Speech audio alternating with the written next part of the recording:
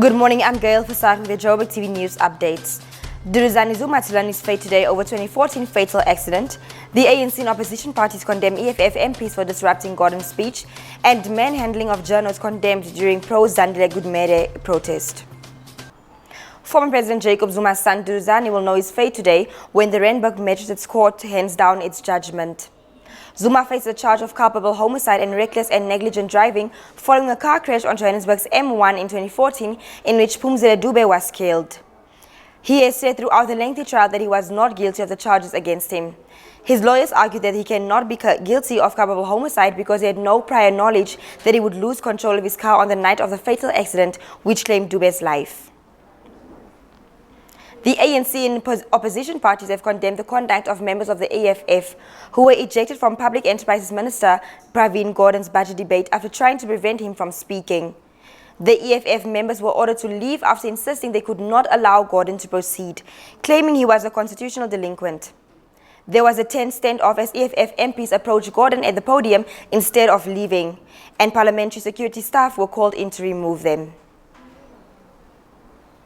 There has been a widespread condemnation of violence meted out to journalists by the eThekwini Metro Police officers and the South African Police Service.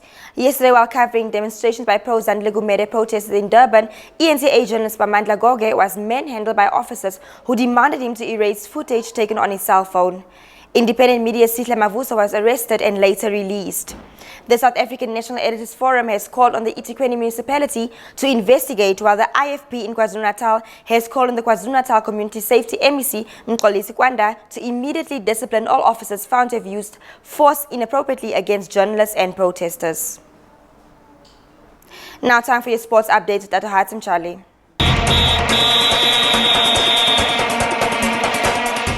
A good Freaky Friday to you from Joburgtv Sports. I'm Duduzane Zuma with your sports news. It is now 4 teams left before Africans know who will be crowned the new champions of Africa. The last quarterfinals played yesterday where Algeria managed to book themselves a spot with a 4-3 win over Ivory Coast on penalties. The two teams played to a 1-1 draw in the open play, which led them to penalties, while in other matches Tunisia beat first-timers Madagascar by 3-0 to also book themselves a spot in the semi-finals.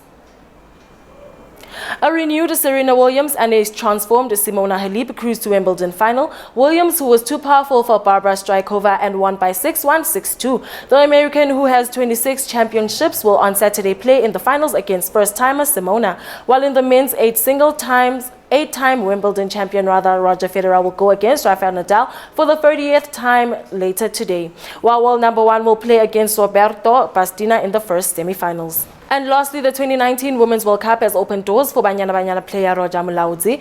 Mulaudzi has signed a 1-year-long deal with Apollon Ladies FC in the Cypriot First Division. She is the first South African women's player to sign for a club in Cyprus. It has also been revealed what jersey number she will be wearing.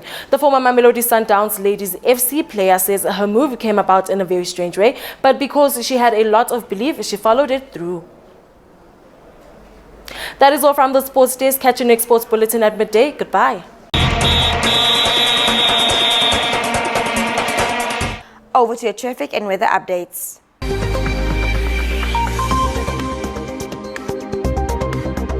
Let's take a look at the traffic. In Rivalia on Nasrec Road, there's queuing traffic towards the main reef road due to traffic congestion. In Sanningo on Rivonia Road, traffic lights are not working at Witkoppen Road, but pointsmen are on duty. In Soweto at Elias Mutwaledi Road in Meadowlands, the road is closed due to a protest march. Expect queuing traffic in the area. And in Roodepoort on the Renfontaine Road, there's queuing traffic due to traffic congestion towards Durban Deep Road.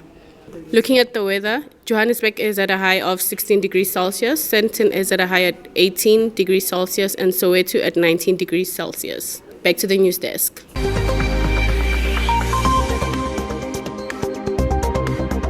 And that's it from me and the rest of the Joburgtv news team. Catch your next bulletin at midday. Goodbye.